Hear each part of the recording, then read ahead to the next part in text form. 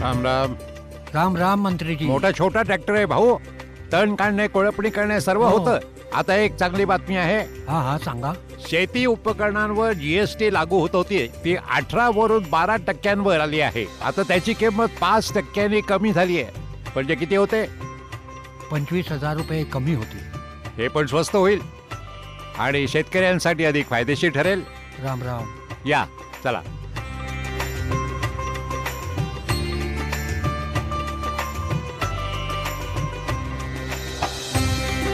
तर पहा, इथे आपल्या दरम्यान येत आहे आपल्याच कुटुंबातील सदस्य.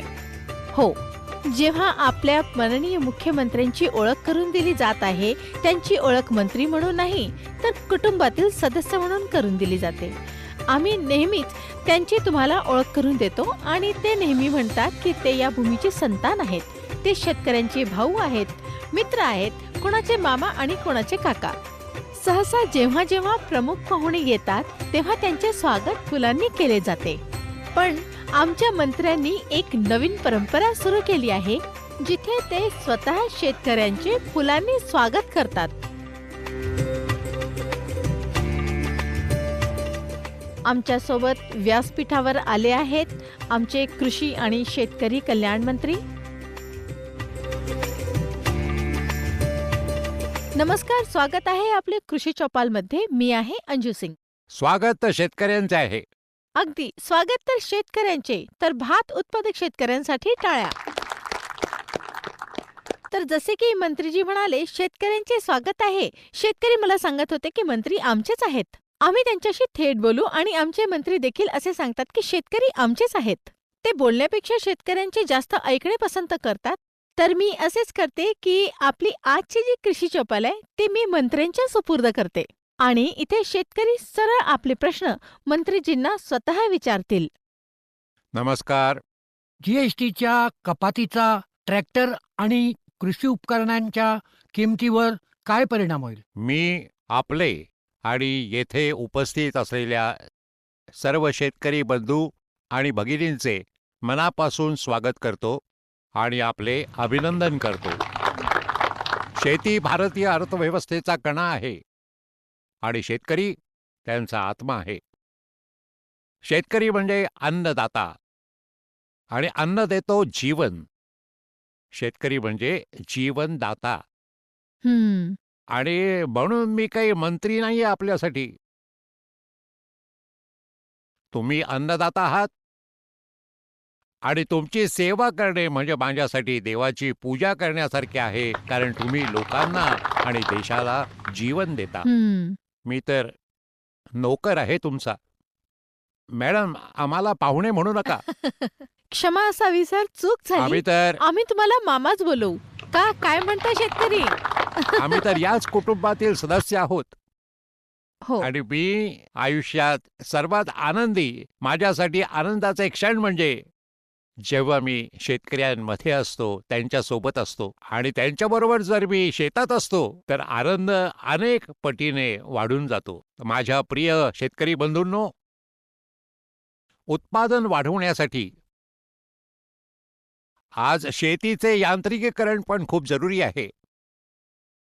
यंत्रसामुग्रीशिवाय मग ती लहान असो, मोठी असो, ट्रॅक्टर असो किंवा इतर उपकरणे, आपण प्रभावीपणे शेती करू शकत नाही. आणि प्रधानमंत्रींना मी मनापासून धन्यवाद देतो, जे त्यांनी कृषी उपकरणावर जी जीएसटी लागत होती 18% ते 12% ती कमी होऊन झाली आहे 5%.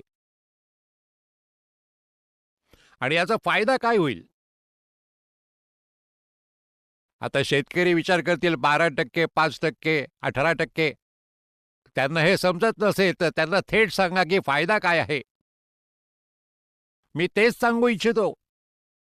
शेतकरी बंधूंनो, ही जीएसटीची कपात केल्यामुळे आता 35 हॉर्स पॉवरचं ट्रॅक्टर, 35 HP चा, ज्याला अंदाजे आपण लोक खरेदी करायचो 6,50,000 रुपयांना त्याची किंमत कमी होऊन 6,09,000 पर्यंत कमी होईल. याचा अर्थ 41,000चा थेट नफा होईल 35 हॉर्स पॉवरच्या ट्रॅक्टरमध्ये. 45 HP म्हणजे 45 HP हॉर्स पॉवरचा जो ट्रॅक्टर आहे त्यावर शेतकऱ्यांना 45,000 रुपयाचा फायदा होईल आणि 50 अश्वशक्तीच्या ट्रॅक्टरवर थेट 53,000 रुपयांचा फायदा होईल. म्हणजे 53,000 रुपये शेतकऱ्यांचे वाचतील आणि 75,000 अश्वशक्तीच्या ट्रॅक्टरचा सरळ 63,000 रुपयांचा फायदा होईल. तर आपण पाहाल, मी आत्ताच छोटा ट्रॅक्टर पाहिला. तो तणांसाठी, कोळपणी, फवारणीसाठी देखील उपयुक्त आहे. तो विशेषतः बागांमध्ये चालतो. तर झाडांच्या फांद्या खाली राहतात, तर लहान ट्रॅक्टरची आवश्यकता आहे. त्यावर 20 पासून ते 25,000 रुपये वाचतात. तर 20,000 पासून ते 63,000 रुपयांपर्यंत एक ट्रॅक्टरवर शेतकऱ्यांना बचत होईल. याकरता मी भारत सरकार आणि प्रधानमंत्रींचे आभार मानतो. पण फक्त ट्रॅक्टर एक पुरेसा नाही, अधिक यंत्रसामुग्रीची गरज आहे. आमच्याकडे सध्या एक ट्रान्सप्लांटर आहे. हा ट्रान्सप्लांटर त्याच्या मदतीनं भाताची आपण लागवड करतो. त्याची किंमत पण 4 चाकी गाडीची किंमत जी आहे ती 15,400 रुपयांनी कमी होईल. ही जी मिळत होती 2,40,400 रुपयात, आता मिळते ही मिळेल 2,31,000 रुपयांना. असेच अशा प्रकारच्या थ्रेशरची आपल्याला गरज असते. पिकांची कापणी करण्यासाठी मळणी करतो, तर थ्रेशरवर पण ते तासाला 4 टन उत्पादन देणारे थ्रेशर देखील 14,000 रुपयाची बचत करेल.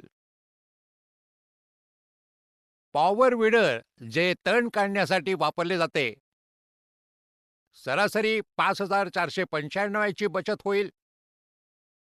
ट्रेलर ट्रॉली ट्रॅक्टरच्या मागील बाजूस आपण जोडतो आणि ते लावून जेव्हा आपण उत्पादन वाहतूक करताना वापरतो, तर ते 5 टन धान्य किंवा इतर उत्पादन असेल तर तुम्ही 10,500 हो, रुपये हो. वाचवाल.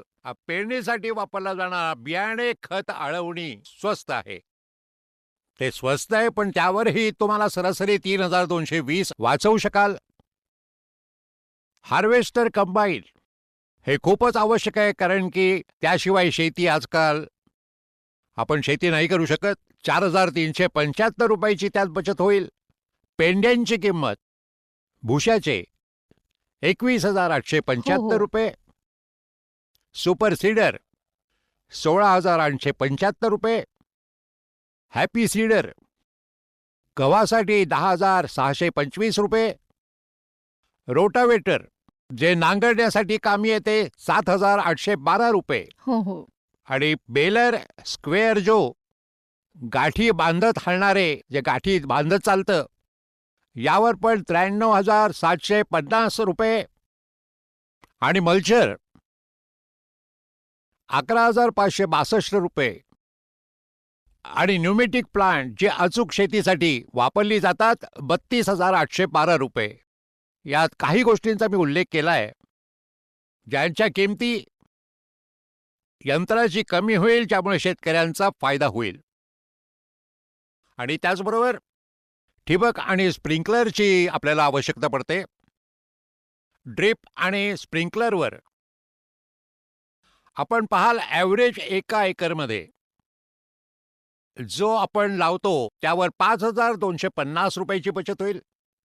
ड्रिपर स्प्रिंकलरवर पण 3,500 ते 5,000 म्हणजे 250 ती वाढेल.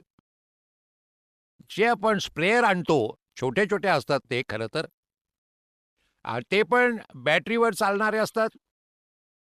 त्यावर 304 रुपये वाचतात.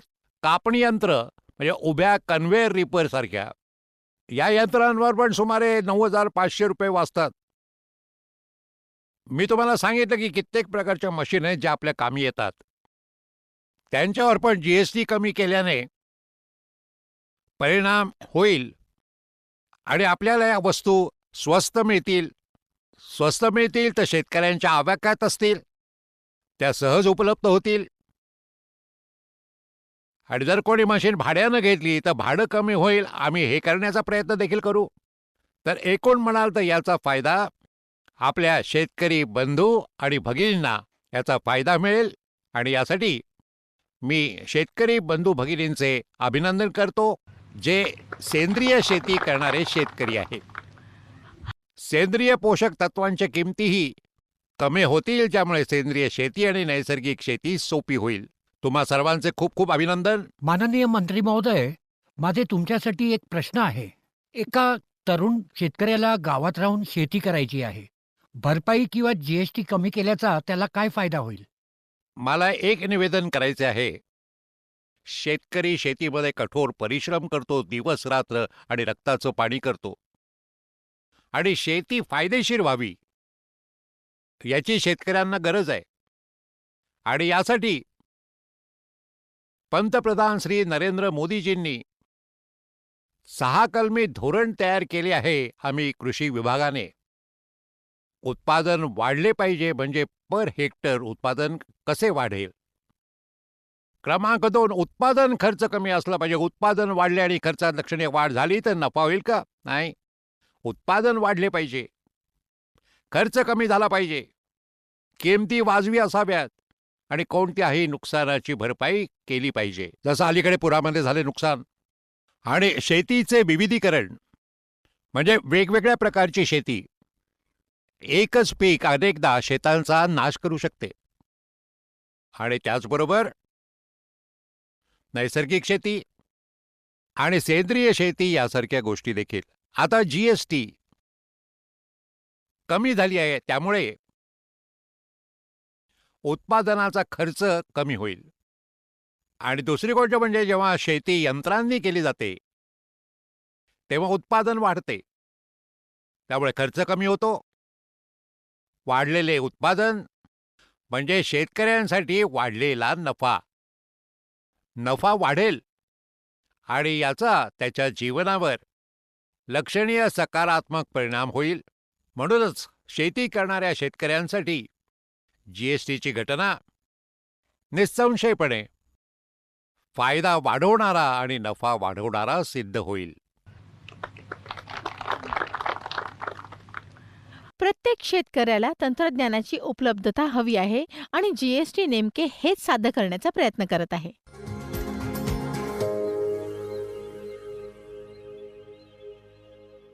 तर चला चर्चा सुरू ठेवूया. आणि गेल्या काही दिवसापासून आणखी एक विषय चर्चेत आहे आणि सरकारने त्यावर त्वरित कारवाई केली आहे. हो, ही समस्या आहे बनावट खते, बियाणे आणि औषधांची. याविषयी तुम्हाला शेतकऱ्यांशी काही संबंधित प्रश्न विचारायचे आहे, तर थेट शेतकऱ्यांकडे जाऊया आणि त्यांच्या मनात कोणते प्रश्न आहेत ते जाणून घेऊया. तुम्ही तुमचे प्रश्न विचारा. खराब बियाणे रोखण्यासाठी केंद्र आणि राज्य सरकार काय करत आहेत? ही एक मोठी समस्या आहे. शेतकऱ्यांना अनेकदा समस्यांना तोंड द्यावे लागते. बनावटी कीटकनाशके, निकृष्ट कीटकनाशके, काहींनी तर बनावट खते देखील बनवली. आपण कीटकनाशके वापरत आहोत कित्येक वेळा आणि कळते उत्पादन निकृष्ट दर्जाचे आहे, त्याचा काही फायदाच नाही होत आहे. पुढे खर्च आणखीन झाला. आम्ही बुडालो तो बुडालो आणि किंमतही मोजावी लागली. विकसित कृषी संकल्प मोहिमेच्या दरम्यान हा मुद्दा उपस्थित झाला होता. आणि म्हणूनच मी प्रत्येक राज्य सरकारला सांगितले, कारण आमच्याकडे कायदा आहे की जर कोणीही उत्पादने कमी दर्जाची, निकृष्ट दर्जाची किंवा बनावट विकली तर त्यांचे नमुने गोळा करण्याची तरतूद आहे. त्यांची प्रयोगशाळेत चाचणी करून घ्या आणि तपासणी करून जर ते निकृष्ट दर्जाचे आणि बनावट असल्याचे आढळून आले तर 3 महिन्यापासून ते 7 वर्षापर्यंतच्या शिक्षेचे प्रावधान आणि त्याच्याच बरोबर दंडाची पण तरतूद आहे. पण त्याचा प्रभावीपणे वापर करायला हवा. म्हणूनच मी सर्व मुख्यमंत्र्यांना पत्र लिहिले, कृषी मंत्र्यांची बैठक बोलावली आणि संबंधित राज्यांच्या कृषी मंत्र्यांची आपल्या आपल्या इथे, म्हणजे की ही कारवाई प्रामुख्याने राज्य सरकारे करतात. आम्ही म्हणालो कृती करा. या काळात मी तुम्हाला सांगतो की आम्हाला निकृष्ट दर्जाच्या आणि बनावट खतांबद्दल तक्रारी मिळाल्या. कधी-कधी त्यांची किंमत जास्त असते. ही तक्रार पण आली आहे की कित्येक वेळा टॅगिंग करतात. टॅगिंग म्हणजे डी-ए-पी आणि युरिया पिशव्यांसोबत 2 बाटल्या घेणे. आता त्याची गरज आहे, नाही आहे, घेऊन जा तुम्ही. तर ओव्हर प्राइसिंग म्हणजे जास्त किमतीला देणे. टॅगिंग म्हणजे हे पण साथ घेऊन जा. आणि मी आता तुम्हाला स्पष्टपणे सांगतो, देशभरातील शेतकरी बंधू ऐकत असतील. आम्ही थेट सूचना दिल्या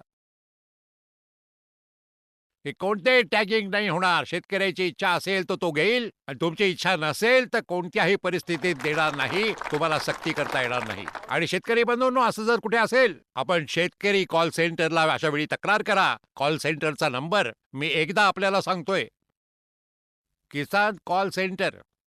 याची आता मी पण मॉनिटरिंग करायला सुरुवात केली आहे. त्याचा नंबर आहे 1800 180 1551. 1800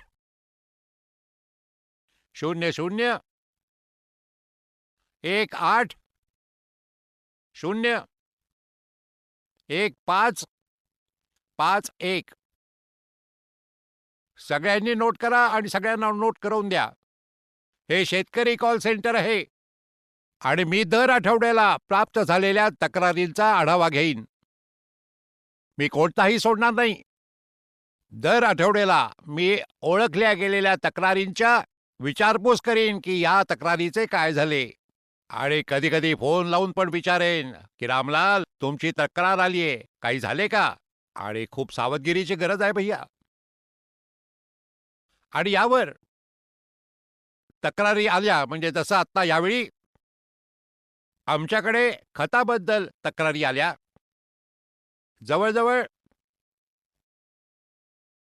आमच्याकडे ज्या तक्रारी होत्या 4218 या तक्रारी आल्या 17 जुलैपासून ते 8 सप्टेंबरपर्यंत. आता एवढ्यात पेस्टिसाइड कीटनाशक 114, बियाणांसाठी 182 या तक्रारींच्या आधारे 3756 परवाने रद्द करण्यात आले. जे तपासणीनंतर निकृष्ट दर्जाचे आढळले त्यांचे परवानेच रद्द करण्यात आले. आणि 350 पोलिसांमध्ये FIR दाखल करण्यात आले ज्यांनी गडबड केली होती. आता जसं मी तुम्हाला एक उदाहरण सांगतो. विदिशा जिल्ह्यातील एका शेतकऱ्याकडून मला तक्रार मिळाली, एक अर्ज मिळाला की मी माझ्या सोयाबीनवर पेस्टिसाइड म्हणजे कीटकनाशक औषध टाकले, पण माझे ते सोयाबीनचे तण जे असतात त्यांचा नाश करण्यासाठी की तण नष्ट व्हावेत आणि सोयाबीनचे पीक माझे वाचेल, ही योजना उलटी झाली. सोयाबीन मेले पण तण तसेच राहिले. मी स्वतः शेतात गेलो की आपण स्वतः जाऊन तिथे पाहूया म्हणून आणि अधिकाऱ्यांची टीम घेऊन गेलो. जेव्हा मी पाहिले तर सोयाबीन पूर्णपणे सुकले होते. जेव्हा पिकं सुकतात तर केवळ पिकच सुकत नाही, शेतकऱ्यांचे जीवन आयुष्य सुकून सुधारते. जाते. बरोबर. त्यांच्या मुलांचे भविष्य धोक्यात येते. तर मी हे जाटसाहेब बसले आहेत, ICRचे DG, DR चे सचिव, आणि त्यांना मी सांगितलं शास्त्रज्ञांची एक टीम पाठवायला सांगितलं. आम्हाला चौकशीसाठी शास्त्रज्ञांची गरज आहे. कारण एकाच तपासणीचे स्थानिकीकरण करण्यात आले होते. एका शास्त्रज्ञाला कुठेतरी पकडण्यात आले तर त्याने लिहून ठेवले होते की असे क्वचित होते की अतिवापर किंवा असंतुलित वापरामुळे सोयाबीन खराब झाले. मी म्हणलं, वा रे बाबा, आमचे बांधव हे काम करणार नाही. शास्त्रज्ञांना चौकशीसाठी पाठवण्यात आले आणि त्यांनी तपासणी केली. आढळून आले की या विशिष्ट कीटकनाशकामुळे सोयाबीनचे पीक खराब झाले आहे. ती जी संबंधित फॅक्टरी होती ती सील करून टाकली. परवाना रद्द झाला. पण एवढ्याने नाही मानलं आम्ही. ज्यांच्या पिकाचं नुकसान झालं त्यांचे काय बिचाऱ्यांचं. तीच कंपनी त्यांना भरपाई देत आहे. ती चेक बनवून बनवून वाटत आहे. तसंच राजस्थानमध्ये आपण ऐकलं असेल.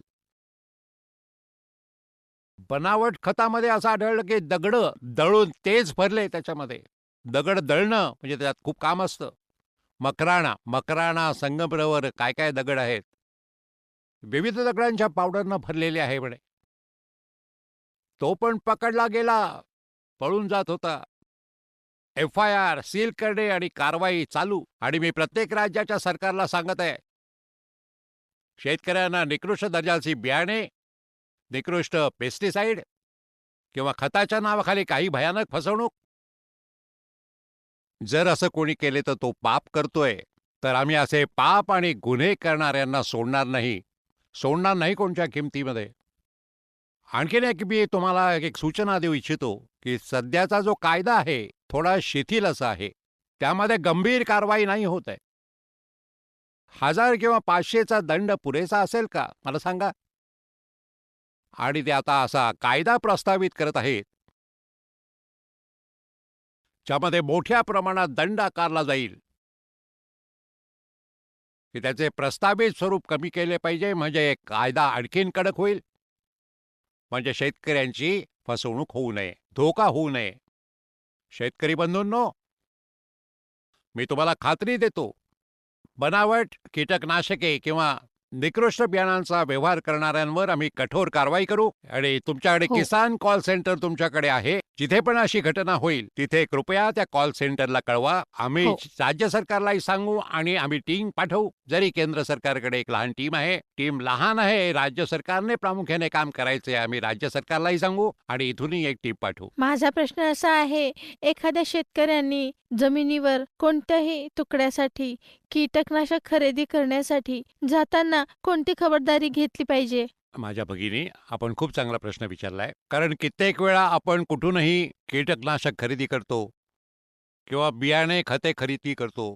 माझी विनंती आहे की आपण नोंदणीकृत जे दुकानं आहेत, अधिकृत जी दुकानं आहेत, ज्यांनी परवाना घेतलेला आहे आणि स्वतःची नोंदणी केली आहे. आणखी एक गोष्ट करा, बिल नक्की घ्या. कारण की आपण खरेदी करतो आणि बिल नाही घेत.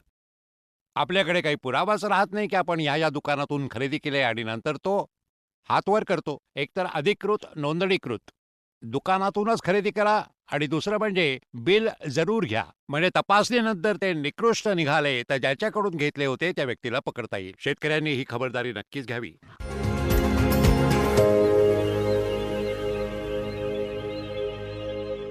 माझा प्रश्न हा आहे की रबी पिकासाठी सरकारची काय तयारी आहे? ते अगदी बरोबर आहे भाऊ. आता यावेळी रबीचं पीक याची तयारी आपण सुरू केली आहे. शेतकरी बंधूंनो, यावेळी प्रत्येक राज्याशी आम्ही चर्चा केली आहे आणि ही 15 आणि 16 सप्टेंबर रोजी एक दिवशी सर्व राज्यांचे अधिकारी इथे येतील आणि दुसऱ्या दिवशी सर्व राज्यांच्या कृषी मंत्र्यांनाही बोलवण्यात आले आहे. आणि हे आत्तापासून प्लॅनिंग करत आहेत की रबीच्या हंगामात त्यांच्या राज्यात किती क्षेत्रात कोणते पीक पेरले जाईल. समजा हरियाणा, उत्तर प्रदेश आणि पंजाब तर गहू पिकेल तर किती क्षेत्रात व्यापेल आणि इतक्या एरियात होईल तर त्यासाठी काय लागेल, किती खत लागेल आणि इतर साहित्य काय लागेल. जर ते डाळींचे पीक असेल तर किती बियाणे लावावे लागेल, कीटकनाशक किती लागेल, कोणकोणत्या कीटकनाशकांची आवश्यकता आहे. तर पुष्कळ प्रकारच्या गोष्टी आहेत. आणि त्यासोबतच डाळींचे अभियान आणि तेलबियांचे अभियान देखील आहे. यावेळी डाळी अभियान पण लॉन्च होत आहे कारण आम्ही इथे गहू आणि तांदूळाचा साठा भरून ठेवला आहे. भरपूर आहे भंडार, मुबलक साठा आहे, कोणतीही कमतरता नाही. पण डाळी आणि तेलबिया सध्या दुर्मिळ आहेत. यावेळी डाळ मिशन आणि तेलबिया मिशन 2 मोहिमी स्थापन करण्यात आल्या आहेत. धान आणि दलहन कुठे कुठे पेरता येईल, जसं पाणी जिथे कमी आहे आणि पावसावर अवलंबून असलेले क्षेत्र आहे, तिथे चांगल्या डाळींची लागवड करता येऊ शकते. डाळी आणि तेलबियांच्या क्षेत्रात म्हणजे तेल ज्यातून निघतं, मोहरी, शेंगदाणे आणि सूर्यफूल यासारख्या ज्या उत्पादित तेलबिया आहेत, त्या दोन्ही मिशनबाबत अगदी सविस्तर तयारी केली जाईल की कोणकोणत्या क्षेत्रात क्लस्टर स्थापित करणार आहे. जर शेतकरी अनुदानित दरात चांगली बियाणे देत असतील, तर त्याची पण तयारी आम्ही लोक करू. आम्हाला चांगली बियाणे मिळावीत आणि चांगला इनपुट मिळावा. जिथे पाणी आहे तिथे काय चांगलं करता येईल, जिथे कमी पाणी आहे तिथे काय चांगलं करता येईल. शिवाय वेगवेगळे कृषी हवामान क्षेत्र आहे, त्यामुळे कोणत्या हवामानात त्यांची पिके कुठे घेतली जाऊ शकतात, यासाठी आपण चांगली तयारी करू. आणखीन एक गोष्ट, कमी उत्पादकता असलेले जिल्हे आपल्या देशात, जिथे उत्पादन कमी आहे, गव्हाचे पण कमी आहे, डाळींचे पण कमी आहे, तेलबियांचे उत्पादनही कमी आहे इतर राज्यांपेक्षा, तर त्यांच्यासाठी पण ठरवलं. पंतप्रधानांनी प्रधानमंत्री कृषी धनधान्य योजना तयार केली आहे, ज्या अंतर्गत आम्ही त्या जिल्ह्यांमध्ये विशेष प्रयत्न करू, जेणेकरून तेथील उत्पादन वाढेल आणि तेथील शेतकऱ्यांनाही त्याचा फायदा मिळेल. म्हणून ज्या भागात रब्बी पिकाचे उत्पादन कमी आहे, तिथे कोणकोणते विशेष प्रयत्न करता येतील हे देखील शोधण्याचा प्रयत्न करू. यासाठी आमचे अधिकारी तयारी करत असलेल्या राज्यांमध्ये व्हिडिओ कॉन्फरन्सिंगद्वारे बोलत आहेत आणि 15 आणि 16 सप्टेंबर रोजी दोन्ही दिवस दिल्लीत असेल. आपण समोरासमोर बसून चर्चा करू. समोरासमोर बसून चर्चा करू, तिथे शेतकरी पण राहतील आणि रब्बी पिकाचे उत्पादन कसे वाढवायचे हे एकत्रितपणे ठरवू. मी तुम्हाला एका गोष्टीसाठी प्रणाम करतो. मी शास्त्रज्ञांचे आभार मानतो. पंतप्रधानांना पण धन्यवाद देतो नितींसाठी, की गेल्या 10-11 वर्षात 40% अधिक उत्पादन वाढले. गव्हाचे असो, धानचे असो, गहू असो, भात असो, मका असो, सोयाबीन असो, हे तुमचे कठोर परिश्रम, शास्त्रज्ञांचे संशोधन आणि सरकारी धोरणे याचा प्रभाव असतो. म्हणून आपल्याला आणखीन पुढे जायचंय, थांबायचं थोडीच आहे. आणखीन पुढे जात राहायचंय, आणखीन पुढे जात राहायचंय. मला तर तुमच्यामध्ये जीवन मिळते, आनंद मिळतो. हो हो तर हो मिळून आपण एकत्र मिळून रबीसाठी उत्कृष्ट तयारी करू, उत्तम तयारी करू, जेणेकरून सर्वात चांगलं उत्पादन मिळू शकेल आणि आपला लाभ आणखीन वाढवू शकू. आणि मी पुन्हा मनापासून आपले स्वागत करतो. तुमची सेवा माझ्यासाठी देवाची पूजा आहे. खूप खूप धन्यवाद. धन्यवाद मंत्रीजी, धन्यवाद. खूप चांगले असे संदेश इथे दिले तुम्ही.